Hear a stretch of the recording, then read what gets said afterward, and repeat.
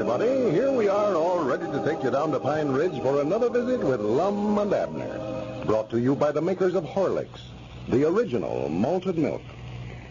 Before we go down to Pine Ridge, I'd like to remind all you late vacationists and travelers not to forget a package of Horlicks on your trips. For 50 years now, travelers all over the world, from the North to the South Pole, have relied on this nourishing, sustaining malted milk. They find it a marvelous aid in case of travel sickness. Appetizing, easy to digest, Horlicks is often the one thing that delicate digestions can handle. That's why many folks who do a lot of flying rely implicitly on Horlicks. It's so nourishing and sustaining, such a well-balanced food that it really takes the place of heavy meals. Being quick to digest, it doesn't cause distress as heavy meals so often do. And in addition, Horlicks is easy to prepare anywhere at any time.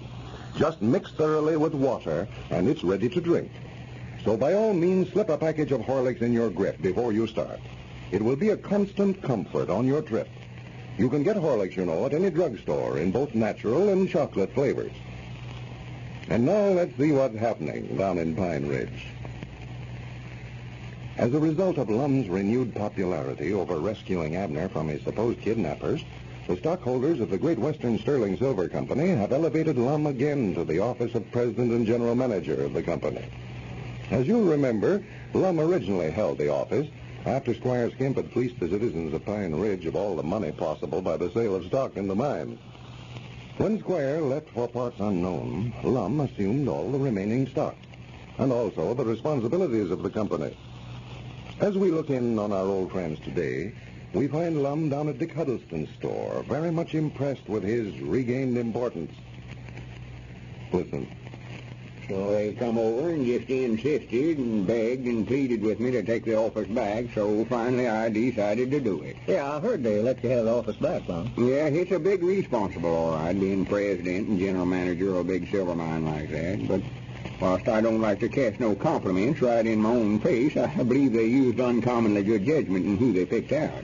Well, what are you going to do now that you've got the office? Oh, I aim to go right on ahead, speaking to everybody just the same as usual, just like I ain't no better than they are. I mean, about the mine, Lum. What do you plan to do about it? Oh, what I aim to do about it? Yes, you ought to be figuring out some way to get some money out of it, pay off these stockholders. Well, so you just taking the words right out of my mouth, then. That's just exactly what I had in mind to do. Granny, you wouldn't make a bad president, you know it, Dick? Or vice president. You've got ideas. I can see that.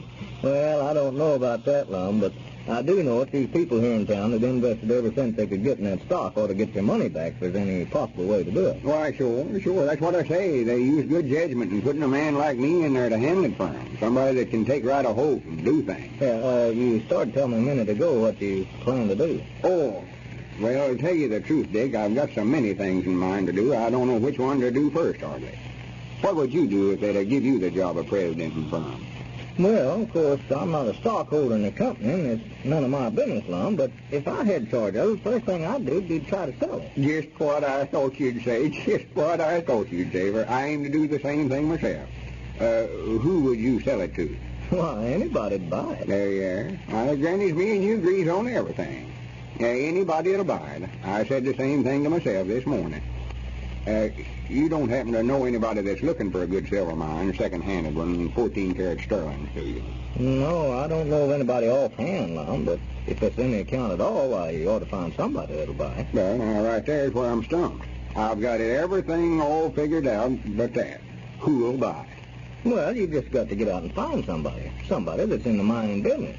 Well, I thought about that, but the trouble is, if they're already in the mining business, they wouldn't need no mine.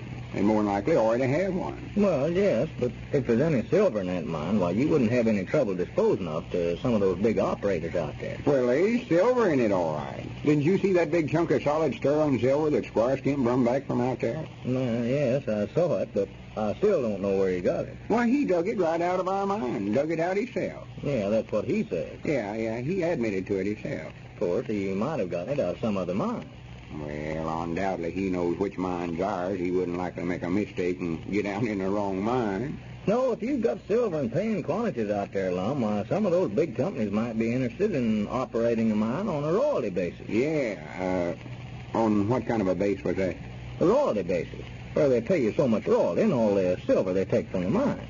That'd be just as good as selling it. It would, huh? Why, sure. That's the way why you'll be operating on their capital. Sure. Well, I believe you're on the right track there now, Dick. What did you call that word again, what you said they'd give us for the mine? Oh, royalty. Yeah, that's the word, royalty.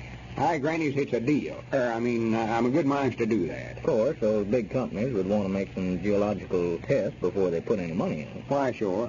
Make what kind of tests was them, Dick?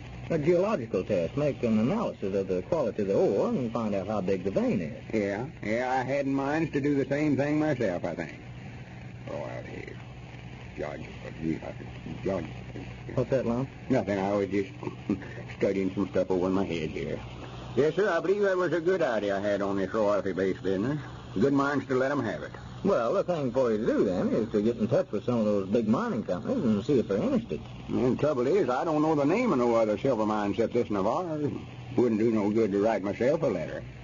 I'm a good minds to put an advertisement in the paper. Wait a minute, I believe it. Yeah, there's your rolling grocery store pulling up out there in front, Lum. Yeah, all through making the rounds, I reckon. Well, Granny, it'd take them long enough today, I'll say that. Abner and Grandpap have to sit and gossip at every house they stop at. Yeah, I believe they enjoy that work. They oughtn't to stop it right there in front of your store here, Dick. Ain't no way to do. Oh, well, that's all right. They're all through for the day anyway, just so they don't block the road out there. No, I see. They just let Abner and Grandpap out. Cedric must be driving it on over to put it up. Well, come in, fellas, come in. Yeah, how was business today? Why, just on this holiday, Lum. We're out of so much stuff, missing lots of sales on account of it, too. Well, you oughtn't to let the stock run down that way. Well, you're the buyer. I've told you time and again what I always needing. Yeah, I'll call up the wholesale house quick as I get time. Been so busy on this silver mining business, ain't had time to breathe, hardly. Is that the drinking water place sitting there on the counter, Richard? Yeah, help yourself, Grandpap. Well, I'm going to have to go up here and sort the mail, fellas, and sawmill hands will be in here directly. Yeah, go right ahead, Dick. Don't let us bother you. Just loafing. Well, Abner, I've figured out a way for us to make some money out of our silver mine. Well, good. I knowed if I kept turning it over and over in my head this way, I'd get an idea. I'm going to call a meeting of the stockholders for night and explain it all to them. Did you hear that, Grandpap? Lum sat here and studied up an idea how he's going to make us all rich out of the silver mine. Good for you, Lum. Good for you. What you got in mind to do? Why, I'm going to get in touch with some of these other big mining companies, and instead of selling our mine to them, I'm going to make them give us a big royalty base for it. Make them give us a what? Royalty base. Of course, they got to make some geography tests to see how big their veins are first. Well, I can't tell nothing from such talk as that, Lum. Come over that again, Lum. Well, the whole thing, boiled down, is that they've got to make analyses of the qualities of the ores and stuff like that before they'll let us operate on their capital. Huh? And if they silver there in paying qualities, why, we can find out then how many of them royalty bases they'll give us.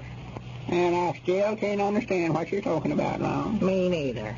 Yeah, that's the trouble, trying to explain things to such fellas as you. Have to put everything in such little bitty words. Me and Dick can sit up and talk by the hour using them big words and know what one another means nearly every time. Well, now, if you're going to explain it to the stockholders, you better get it down in some words they'll understand, or they'll be against it. I'll tell you that right now. I wouldn't vote for it. Yeah, I expect I better make an announcement over the party line about the meeting before I forget it. Dick, do you mind if I use your telephone a minute? No, go right ahead, Lum. I'll give the fire alarm ring. That always gets everybody to the phone. Royalty base. Now, what does he want with one of them? Yeah, I don't know, but I'm again it. More than likely old second-handed one, or they wouldn't want to swap it off in the first place. Operating on their capitals. Who does he think he is, Doc Miller? Be quiet. Howdy, everybody. There ain't no fire. I just want to make an announcement. This is Lum Abner, President and General Manager of the Great Western Sterling Silver Company.